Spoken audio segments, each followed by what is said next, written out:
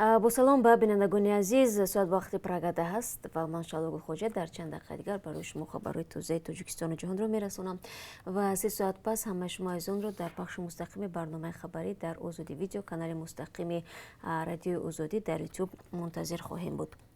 حزب خلق دموکراتی تاجیکستان نامزدی رئیس جمهور امامعلی رحمان را برای شرکت در انتخابات پرزیدنتی پیشنهاد کرد. تصمیم در این باره امروز در انجمن حزب خلق دموکراتی گرفته شد. درباره برگزاری این انجمن در دوام روز در برنامه خبری برای شما گزارش خواهیم داد. تنها همین را خاطررسان میکنم که بجز از نام رئیس جمهور فعلی اینچنین 4 حزب دیگر هم نامزدهای خود را برای سبقت در کارزار انتخاباتی پیشبری کردند و انتخابات پرزیدنتی در تاجیکستان باشد روز 11 اکتبر امسال برگزار می شود. تولدخانه ولایتی سوغد در پی اشکار شدن 2 زن حامله گرفتار به بیماری کووید 19 برای کرانتین بسته شده است. یک کارمند ماموریت تولدخانه ولایتی گفت زایشگاه از روز چهارشنبه 2 سپتامبر به کرانتین گرفته شد. به گفته مصاحبه رادیو آزادی، بیماری کرونا ویروس بودن هر 2 زن حامله ضمن تشخیص رسما معلوم شده است. بیماران و حامله ها و دخترانی را که با اون زنها تماس داشتند برای 14 روز به کرانتین فرستادند. مسئولان اداره بهداشتی با دزینفکسیای سراسری تولدخانه آغاز کرده گفتند احتمال کرانتین تولدخانه ولایتی نیز 2 هفته دوام میکند. در همین حال شهرداری خوجند از افزایش گرفتاری به بیماری کووید 19 نگرانی کرده ساکنان را به احتیاطکاری و درک مسئولیت دعوت نموده است.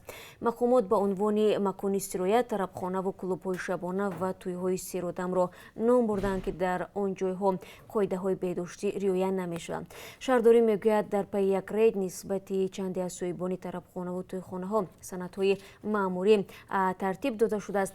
هفته گذشته مقامات این شهر از احتمال موجود دوم کرونا ویروس نو هشدار داده بود. با این هم وزارت تندرستی دیروز آمار نوی مبتلایان به کووید 19 را در تاجیکستان اعلام کرد که با گفته وزارت در شبانه روز گذشته با 35 مورد آلوده شوی به این بیماری ثبت شده است.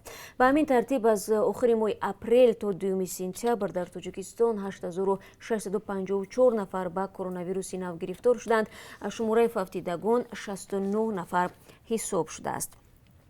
رایفایزن بانک و بانک وتب آلمان همکاری را با بانک‌های آسیای مرکزی از جمله بانک اسخات قطع کردند. در این باره خبرگزاری آزیا پلوس با تکیه به اطلاعیه بانک اسخات نوشته است. به قول منبع بانک اسخات از مشتریان خود خواسته است که از خدمت‌رسانی‌های این 2 بانک استفاده نبرند و مبلغ‌های خود را طریق سبربانک روسیه، بانک گرجستان و کمرس بانک آلمان انتقال بدهند. بانک اسخات از سال‌های 90 در تاجیکستان فعال است. سهمیه‌های بانک در دست شهروندان تاجیکستان و بانک اروپایی تجدید و رشد می باشد. شروع از 1 سپتامبر محدودیت رفت و آمد نقلیات بین ازبکستان و قرقیزستان بکار شده است. افرادی که دوام 14 روز در قرقیزستان قرار داشتند و یا در دست سند مبتلا نبودن به وبای کرونا ویروس را دارند بعد برگشتن به ازبکستان به کرانتین فرا گرفتن نمیشوند. به اطلاع وزارت تندرستی ازبکستان چنین طلبات سر از 1 سپتامبر راه اندازی شده است. همزمان خبر داده می شود شهروندان ازبکستان که به قرقیزستان رفته و تنها در آن کشور قرار داشتند بعد دوباره به ازبکستان برگشتن با کرانتین گرفتن نمیشوند. در همه دیگر حالت‌ها افرادی که به ازبکستان می آیند در کرانتین خواهند بود. سفارت روسیه در تاجیکستان میگوید احتمالاً در دوشنبه نمایندگی تشکیلات جلب مهاجران به کار افتتاح می شود. فعلا این مسئله در بررسی قرار داشته است. این تشکیلات سازمان غیر تجارتی بود از سال 2017 در مسکو تأسیس یافته است و با کارفرمایان در روسیه همکاری دارد. شرکت‌های عضو این تشکیلات به واسطه مسئول تمام جریان حجتگذاری و به کار تامین نمودن مهاجران در روسیه می باشند. در صورت پیدا شدن مشکلات بین کارگر و کارفرما تشکیلات از حقوق مهاجر دفاع خواهد کرد. وزارت کارهای داخلی تاجیکستان از بازداشت یک ساکن 37 ساله نویه رودکی خبر میدهد. دستگیر شده به تجاوز و کشتار دختر 11 ساله متهم می شود.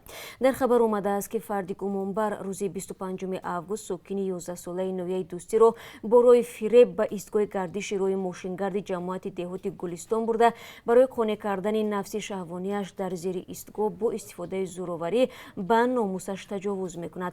بعداً برای پنهان کردن جنایت صادر کرده‌اش نابالغ را به قتل می‌رساند. نسبت گمانبر شونده پرونده جنایتی آغاز شده، تفتیشات در این زمینه ادامه دارد.